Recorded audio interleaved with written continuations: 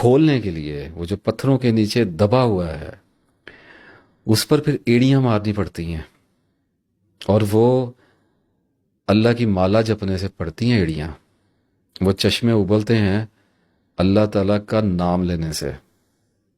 اللہ تعالیٰ کا نام، میں آپ کو ایک بات اور آج کلیئر کرتا چلوں، یہ تزکیہ نفس جو ہے میں 3 چیزوں میں رکھا ہوا ہوں۔ ایک، میں تزکیہ نفس میں ہوں کیونکہ میرا سیلف میرا سبجیکٹ ہے، تو اس لیے پہلے نمبر پہ اولین جو میرا کام ہے وہ انسان کی نفسیات کو اسٹڈی کرنا ہے، اس کا مطالعہ کرنا، اس کو آبزرو کرنا ہے، اور دوسرے نمبر پہ تزکیہ نفس ہے، اور تیسرے نمبر پہ اسپرچویلٹی ہے، روحانیت ہے۔ میں آپ کو ہمیشہ ان 3 چیزوں کے اندر ہی نظر آؤں گا، ان 3 سبجیکٹس کے اندر ہی نظر آؤں گا۔ تو تزکیہ نفس کے بارے میں پہلے بھی بہت بات کر چکا ہوں، آج ایک آپ کو چھوٹی سی خبر اور دیتا چلوں۔ انسان اپنے نفس کو خود پاک نہیں کر سکتا، بلاک کیا ہوا ہوتا ہے، لاک کیا ہوتا ہے، سیزڈ ہوتا ہے اس کا سیلف، ایکسیس گرانٹ نہیں کی ہوتی ہے۔ اب ایک آدمی کہتا ہے میں علم حاصل کرنا چاہتا ہوں، تو کر کے دیکھ لے، پھر اللہ گم کر دے گا اس کو علم کے سمندروں میں۔ تو رب زدنی علما پڑھنا پڑے گا۔ ان لاک آسمانوں سے کیا جاتا ہے۔ اسی طرح سے ایک آدمی اپنے نفس کو پاک کرنا چاہ رہا ہے، وہ نماز نہیں پڑھتا، قرآن پاک نہیں پڑھتا، تسبیح نہیں کرتا، اللہ کو یاد نہیں کرتا، تو وہ کتنا اپنے کردار پہ کام کر لے گا؟ 20 سال اپنے کردار کو بہتر کرنے کی طرف متوجہ رہے گا، کوشش کرے گا، ایک ہوا کا جھونکا آئے گا، چوٹ پڑے گی اور کہیں کا کہیں چلا جائے گا۔ اللہ تعالیٰ کی مدد تو اس نے مانگی نہیں ہے، اللہ تعالیٰ کو ساتھ تو وہ لے کے چلا ہی نہیں ہے۔ تو یاد رکھیے کہ تزکیہ نفس تسبیح کرنے سے اور ذکر کرنے سے ہوتا ہے۔ اپنے آپ پہ کام کرنا پڑتا ہے، آئی انڈرسٹینڈ، اپنی عادتوں کے خلاف جانا ہوتا ہے، اپنے کریکٹر پر فوکس کرنا پڑتا ہے، اپنی بری عادتوں کو پیور کرنا پڑتا ہے، ساری زندگی کی سٹرگل ہے، لیکن تسبیح کے ساتھ، لیکن ذکر کے ساتھ، لیکن نماز کے ساتھ، لیکن قرآن پاک کے ساتھ، اللہ کی یاد کے ساتھ۔ تو ہوتا کیا ہے کہ ہر وقت کا ذکر، ہر وقت کی تسبیح، اور نماز تو ہے ہی ہے، وہ تو نماز پہ تو بات ہی کوئی نہیں ہے نا، وہ تو پڑھنی پڑھنی ہے۔ اور اب دیکھیں نا، لوگوں کو ساری دنیا کو مسئلہ ہے، بولے گا کوئی نہیں، اور اس کے اوپر مختلف مشورے دیں گے آگے کمنٹس میں، اصل بات کوئی نہیں کرے گا کہ ہماری ٹریجڈی یہ ہے کہ نماز کے اندر ہمیں حضوری حاصل نہیں ہے، ہماری نماز میں یکسوئی نہیں ہے، مومن کی معراج ہے نماز ہماری نہیں ہے۔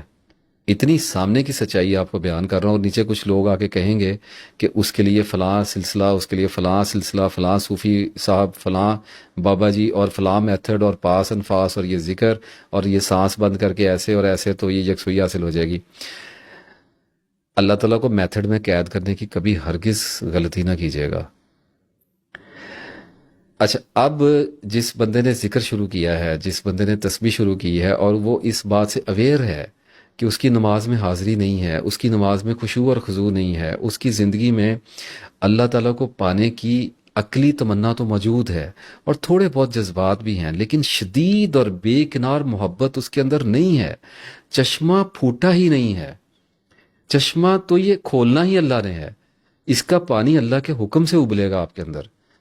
تو کرنا کیا ہوتا ہے کہ بار بار اللہ تعالیٰ کو یاد کرنا ہوتا ہے، یا اللہ یا اللہ یا اللہ یا اسلام یا مومن یا اللہ پڑھنا ہوتا ہے، یا ولی یا نصیر، سورہ اخلاص پڑھنی ہوتی ہے، آیت کریمہ پڑھنی ہوتی ہے، پتہ نہیں کیا کیا پڑھنا ہوتا ہے، پڑھتے ہی رہنا ہوتا ہے، نماز پڑھنی ہوتی ہے۔ یہ سارا کچھ کرتے کرتے آپ کو پتہ ہے ہوتا کیا ہے؟ نفس پر بوجھ پڑنا شروع ہوتا ہے، نفس پر دباؤ پڑنا شروع ہوتا ہے، سائیکی جو ہے انسان کی وہ دباؤ کا شکار ہوتی ہے۔ یہ غلط انٹرپریٹیشنز ہیں۔ فار گاڈ سے لوگ اطمینان ڈھونڈتے ہیں۔ اللہ نے جس اطمینان کا وعدہ کیا ہے کہ میرے دوستوں کو خوف اور غم نہیں ہوگا اور ذکر اللہ کی یاد سے اطمینان پائیں گے، وہ یہ اطمینان نہیں ہے، وہ نشہ نہیں ہے، وہ ذہن کا سن ہو جانا، نم ہو جانا نہیں ہے، وہ یہ نہیں ہے کہ انسان کو غم آئے اور اس کو محسوس نہ ہو، وہ یہ نہیں ہے کہ کسی باپ کو اس کا بیٹا اللہ معاف کرے تھپڑ مارے بازار میں کھڑا ہو کر اس کو محسوس نہ ہو، وہ یہ نہیں ہے۔ وہ اطمینان ایک بالکل ڈیفرنٹ کوالٹی آف لائف ہے، ایک ڈیفرنٹ سٹیٹ آف لائف ہے، اس کو نان ایگزسٹینشیل ہے ابھی آپ کے لیے وہ، اور اس کو انٹلیکچوئل مائنڈ کے ساتھ گراسپ کرنے کی کوشش کریں گے تو کیسے سمجھ میں آئے گا وہ؟ تو بتانے کی ایک کوشش کرتا ہوں کہ ذکر الہی کے ساتھ، تسبیحات کے ساتھ، نفس پر دباؤ پڑتا ہے، نفس رنج اٹھاتا ہے، اس کو غم آتا ہے، کیونکہ دنیا چھوڑ رہا ہے نا آدمی. دنیا چھوڑنے سے مراد رہبانیت نہیں ہے. ایک بندہ اپنی ٹائم انویسٹمنٹ اللہ اللہ اللہ اللہ کرنے پہ لگا رہا ہے، تسبیحات کر رہا ہے اور کیا کیا پڑھ رہا ہے، تو نفس ریپیٹیشن سے ایک دباؤ میں جائے گا، اور اس دباؤ کے نتیجے میں اس میں ٹوٹ پھوٹ ہوگی، اس کے اندر بغاوتیں ابھریں گی، اس کی جبلیات زور ماریں گی. انسان کو ایک مخصوص طرح کا اسپرچل کرائسس آتا ہے. اس اسپرچل کرائسس میں اس نے ایک مخصوص مدت تک رہنا ہوتا ہے. اور آپ کو پتہ ہے اس اسپرچل کرائسس میں کیا ہوتا ہے؟ یہ جو روحانی بحران انسان کے اندر بہت زیادہ ذکر کرنے سے پیدا ہوتا ہے اور بہت زیادہ تسبیح کرنے سے پیدا ہوتا ہے. میں اپنے استاد کے پاس ایک بار گیا تو انہوں نے مجھے کہا بہت ہی اللہ اللہ بھی نہ کریں، ڈپریشن ہو جائے گا.